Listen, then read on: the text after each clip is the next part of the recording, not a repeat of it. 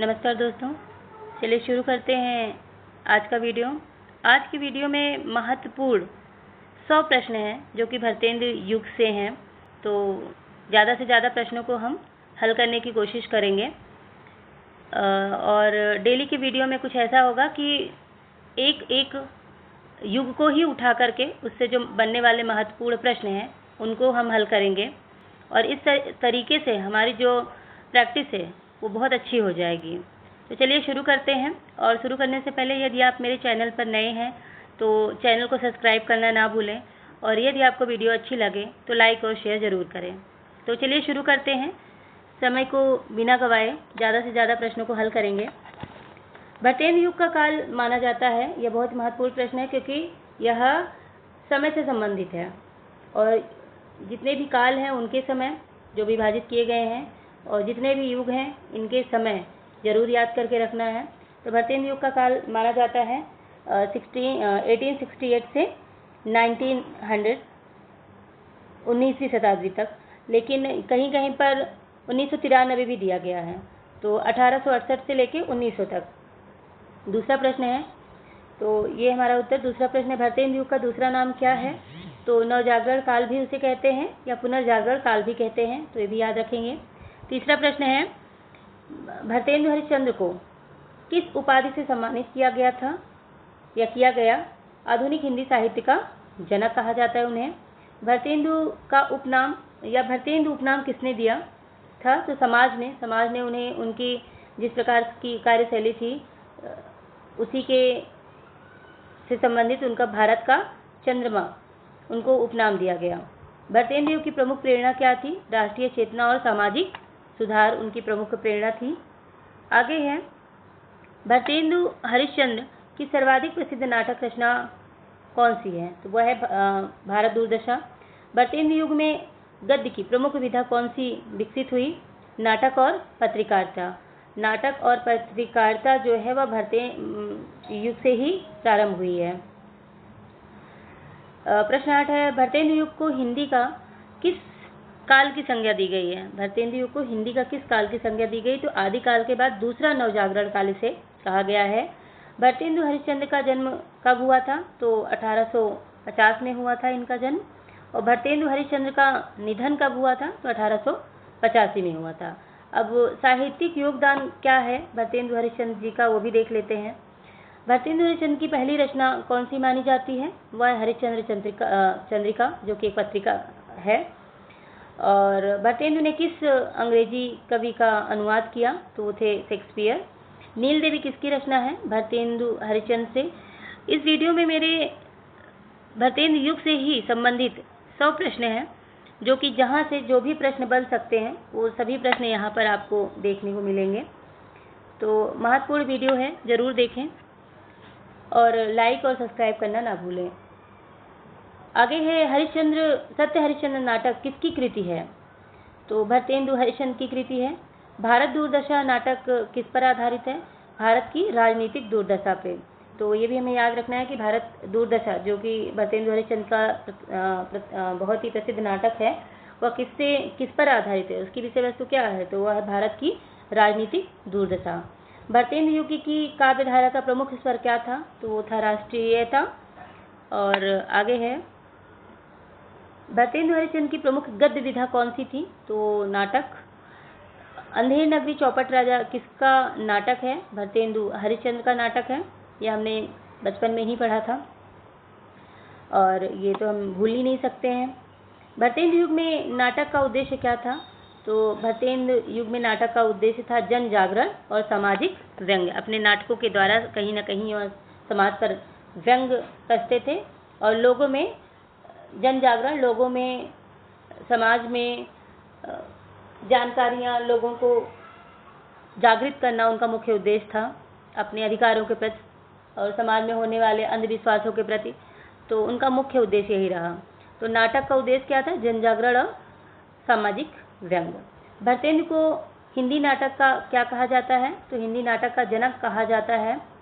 अब पत्रकारिता के बारे में पढ़ते हैं कि पत्रकारिता जो थी वो क्या और कैसे हुई। तो भारतेंदु हरिश्चंद्र की प्रमुख पत्रिका कौन सी थी? तो वो थी हरिश्चंद्र पत्रिका या फिर कविवचन सुधा। आगे बढ़ते हैं। कवि वचन सुधा किसकी पत्रिका है? भरतेंदु हरिश्चंद्र की। प्रश्न दोनों प्रकार से बन सकते हैं, इसलिए मैंने दोनों प्रकार से बनाया है। भरतेंदु की पत्रकारिता का मुख्य उद्देश्य क्या था? जन जागरण और राष्ट्रीय चेतना।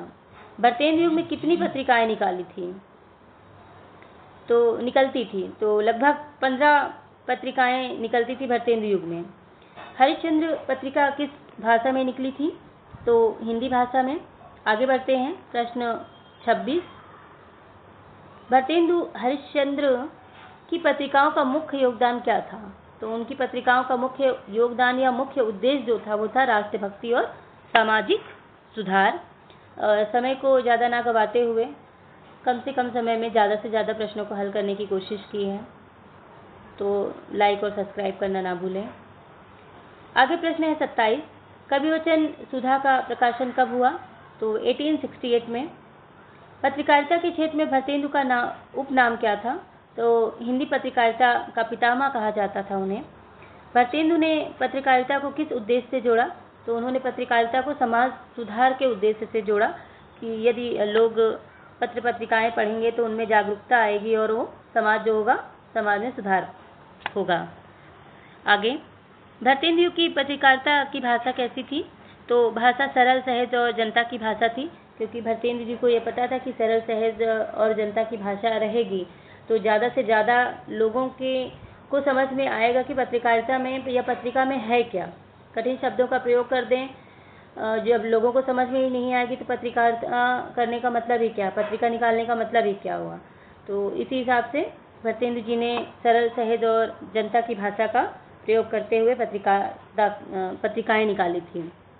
आगे है भरतेंदु युग की कुछ विशेषताएं हैं, उनको पढ़ते हैं हम। तो भरतेंदु युग का प्रधान स्वर जो है वो है नवजागरण। और भरतेंदु युग की प्रमुख विशेषता क्या थी? तो राष्ट्रीयता और आधुनिक चेतना। आगे पढ़ते हैं। प्रश्न 33। भरतेंदु युग में किस भाषा का प्रचार हुआ? तो भरतेंदु युग में खड़ी बोली हिंदी का प्रचार हुआ। जैसे कि आप सब जानते हैं कि इसके पहले रीतिकाल तक ज़्यादा से ज़्यादा ब्रज भाषा का प्रयोग हो रहा था, लेकिन भरतेंदु युग के आते ही ज़्यादा खड़ी बोली को अवसर मिलने लगा और खड़ी बोली का प्रचार प्रसार बढ़ने लगा। प्रश्न 34 है, भरतेंदु युग किस आंदोलन से प्रभावित था? तो भारतीय स्वतंत्रता आंदोलन से। भरतेंदु युग की कविता का उद्देश्य क्या था? राष्ट्र प्रेम और सुधार, समाज सुधार। आगे बढ़ते हैं। भरतेंदु युग की सबसे बड़ी उपलब्धि क्या थी? खड़ी बोली गद्य साहित्य का विकास। भरतेंदु युग में किसने कहा, निज भाषा आहे सब उन्नति को मूल? तो ये पंक्तियां याद रखनी है, कई बार प्रश्न में पूछी जा चुकी हैं। और ये पंक्तियां किसके द्वारा रचित हैं? तो ये हैं भरतेंदु हरिश्चंद्र के। भरतेंदु युग में कौन सी विधा सर्वाधिक विकसित हुई? तो वह है नाटक। भरतेंदु युग में प्रमुख काव्य प्रवृत्ति क्या थी? वह है देशभक्ति। भरतेंदु युग को खड़ी बोली का क्या कहा जाता है? तो प्रथम स्वर्ण युग, क्योंकि आधुनिक काल की शुरुआत यहीं से मानी जाती है। तो समाज सुधार और राष्ट्रीय चेतना में क्या अहम भूमिका रही भरतेंदु हरिश्चंद्र की, देखते हैं। भरतेंदु हरिश्चंद्र ने किस बुराई पर सबसे अधिक प्रहार किया?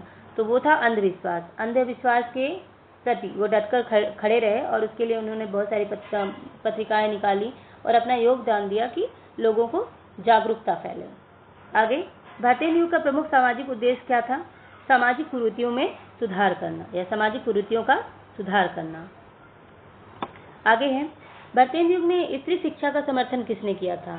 तो भरतेंदु युग में स्त्री शिक्षा का समर्थन भरतेंदु जी ने ही किया था। इसी कारण यही सब उपलब्धियां थी जिसके कारण भरतेंदु युग नाम दे दिया गया भरतेंदु जी के नाम पर। आगे है, भरतेंदु ने किन किन सामाजिक बुराइयों का विरोध किया? बाल विवाह का विरोध किया उन्होंने, दहेज प्रथा का विरोध किया, अशिक्षा का विरोध किया और जैसे कि हमने पढ़ा कि स्त्री शिक्षा का समर्थन किया उन्होंने और अंधविश्वास और कुरीतियों का विरोध किया उन्होंने। भरतेंदु युग की कविता का मूल स्वर क्या था? तो मूल स्वर था देशभक्ति। आगे है, भरतेंदु युग ने अपनी रचनाओं में किसके प्रति विरोध दिखाया? तो उन्होंने अंग्रेजी शासन के प्रति विरोध दिखाया। और भारत दुर्दशा में किसकी आलोचना की गई है? तो ब्रिटिश शासन की। तो भारत दुर्दशा जो उनका नाटक है उसमें उन्होंने आलोचना की है। और किसकी आलोचना की है? ब्रिटिश शासन की। भरतेंदु युग का प्रमुख राष्ट्रीय स्वर क्या था? स्वदेशी भावना। आगे है, भरतेंदु युग की रचनाओं में किस आंदोलन की झलक मिलती है? तो वह स्वदेशी आंदोलन की। भारतेंदु युग की प्रमुख विशेषता क्या थी? समाज सुधार और राष्ट्रीय पुनर्जागरण। अब भारतेंदु युग में भाषा शैली की क्या थी, ये भी पढ़ते हैं हम। तो भारतेंदु युग की भाषा शैली थी सरल और खड़ी बोली आधारित, मतलब खड़ी बोली और सरल भाषा का प्रयोग किया गया है। भारतेंदु युग में किस भाषा का साहित्यिक रूप स्थापित हुआ? तो साहित्यिक रूप जो स्थापित हुआ वह था खड़ी बोली हिंदी। यहीं से हिंदी का प्रचार प्रसार बढ़ने लगा। भारतेंदु हरिश्चंद्र ने किस भाषा को बढ़ावा दिया? हिंदी को बढ़ावा दिया उन्होंने। भारतेंदु युग की भाषा पर किस भाषा का प्रभाव था?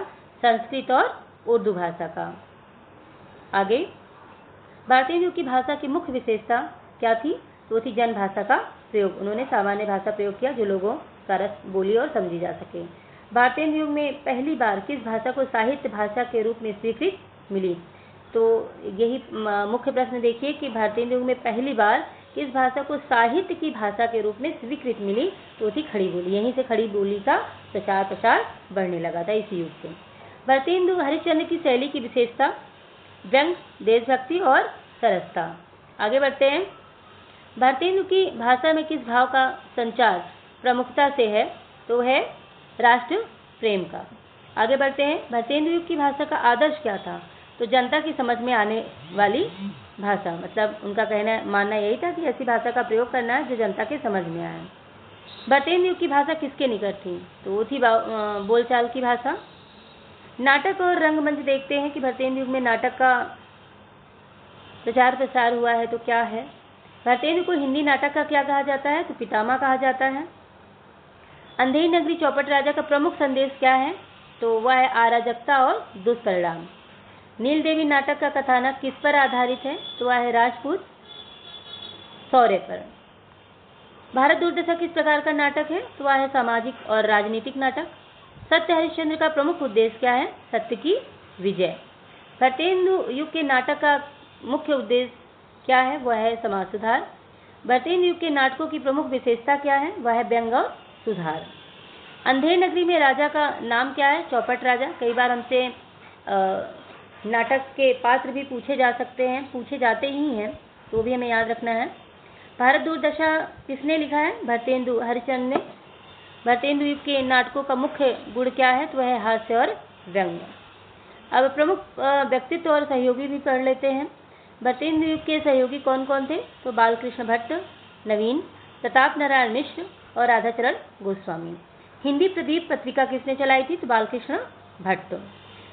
बाला बोधिनी पत्रिका किसकी है? भारतेंदु हरिश्चंद्र की। प्रेम माधुरी पत्रिका किसकी है? राधाचरण गोस्वामी की। प्रताप नारायण मिश्र किस विधा के लिए प्रसिद्ध हैं? तो वह व्यंग और हास्य के लिए प्रसिद्ध हैं। भारतेंदु हरिश्चंद्र के अलावा किसे भारतेंदु युग का प्रमुख लेखक कहा जाता है? तो है बालकृष्ण भट्ट, नवीन। हिंदी प्रदीप का प्रकाशन कब हुआ था? 1877। प्रताप नारायण मिश्र किस पत्रिका से जुड़े थे? तो ब्राह्मण पत्रिका से। और सरस्वती पत्रिका भारतेंदु युग में आई थी क्या? तो यह कई बार प्रश्न सरस्वती पत्रिका के जब से द्विवेदी युग शुरू हो जाता है तो इस प्रकार का भी प्रश्न दे देते हैं। तो सरस्वती पत्रिका भारतेंदु युग में आई थी क्या? या इस प्रकार से पूछ सकते हैं कि सरस्वती पत्रिका किस युग की पत्रिका है? तो हमें याद रखना है कि वो द्विवेदी युग की है। भारतेंदु युग के सहयोगियों का उद्देश्य क्या था? हिंदी भाषा का प्रचार प्रसार करना। आगे है अन्य विशेष प्रश्न भी हैं कुछ। भारतेंदु युग की सबसे बड़ी उपलब्धि क्या थी? खड़ी बोली गद्य का विकास। भारतेंदु युग का प्रधान लक्ष्य क्या था? तो है नवजागरण। भारतेंदु युग का नामकरण किसने किया है? रामचंद्र शुक्ल ने, आचार्य रामचंद्र शुक्ल ने किया है। भारतेंदु युग में कविता का विषय क्या था? तो राष्ट्रीयता और समाज सुधार। भारतेंदु युग में किस धारा का आरंभ हुआ? आधुनिकता का आरंभ हुआ है।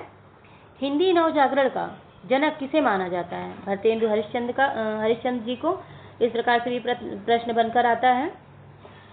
भारतेंदु युग में किस प्रकार की चेतना का संचार हुआ है? सामाजिक राजनीतिक चेतना का। भारतेंदु युग की सबसे प्रमुख सामाजिक उपलब्धि क्या थी? तो है शिक्षा का प्रचार। भारतेंदु युग का योगदान किस क्षेत्र में विशेष रहा? तो नाटक और पत्रकारिता के क्षेत्र में, मतलब नाटक और पत्रकारिता। भारतेंदु युग ने हिंदी को क्या दिया? तो आधुनिकता और स्वाभिमान।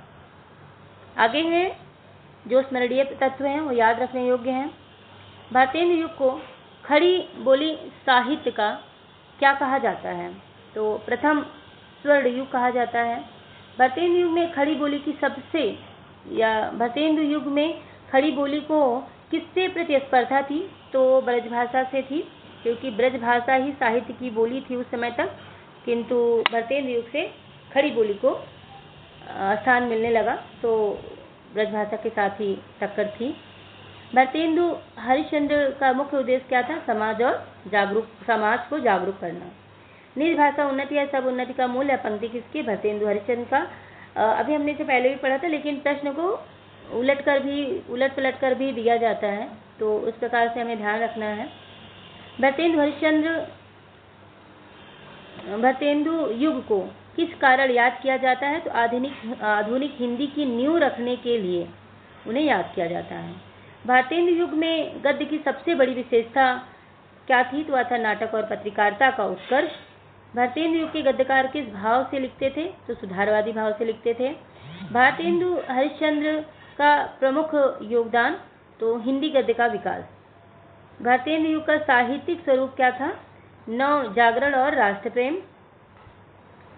और हमारा आखिरी प्रश्न है, भारतेंदु युग ने हिंदी साहित्य को क्या विरासत दी? तो खड़ी बोली, हिंदी और आधुनिक चेतना। तो ये थे भारतेंदु युग से बनने वाले महत्वपूर्ण 100 प्रश्न। और यदि आपको ये प्रश्न और यह वीडियो अच्छी लगी हो तो वीडियो को लाइक करना और चैनल को सब्सक्राइब करना ना भूलें। और कवियों से संबंधित उनके जीवन परिचय को भी मैंने शॉर्ट वीडियो में डाला है, उसे भी देखना ना भूलें। और आगे भी इसी प्रकार की कोशिश रहेगी कि एक एक युग के ही प्रश्न को ज़्यादा से ज़्यादा उठाएं और इस तरीके से सॉल्व करें कि कम से कम समय में हमारा एक टॉपिक क्लियर हो जाए। तो चलिए, वीडियो अच्छी लगे तो शेयर और लाइक करिए और सब्सक्राइब करना ना भूलिए। धन्यवाद।